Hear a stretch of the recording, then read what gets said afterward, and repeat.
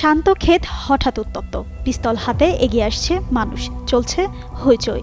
এক পর্যায়ে শুরু হয় তুমুল সংঘর্ষ, ছোড়া হয় গুলি। এভাবেই সংঘর্ষ চালায় বিএনপি প্রার্থী ও স্বতন্ত্র প্রার্থীর সমর্থকেরা।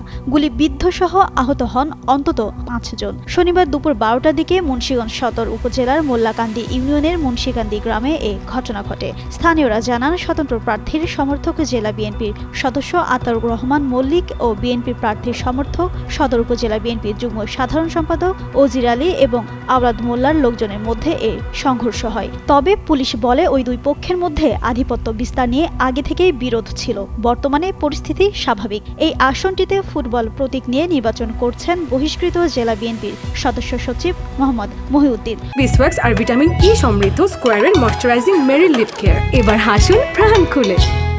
অন্যদিকে বিএনপির প্রার্থী দলের সমাজ কল্যাণ বিষয়ক সম্পাদক মোহাম্মদ কামরুজ্জামান তার নির্বাচনী প্রচারণা কমিটির কর্মকর্তা মাহবুবুর রহমান খান বলেন, বিএনপি প্রার্থীর সমর্থকেরা তাদের সমর্থকদের ওপর হামলা চালিয়েছে। আর বিএনপির প্রার্থী কামরুজ্জামান বলেন, এখনও ওই এলাকায় তিনি প্রচারণায় যেতেই পারেননি। সংঘর্ষের ঘটনায় ভিডিও ফুটেজ দেখে সুষ্ঠু তদন্তের মাধ্যমে দোষীদের বিরুদ্ধে আইনি ব্যবস্থা নেওয়ার জন্য দাবি জানান তিনি।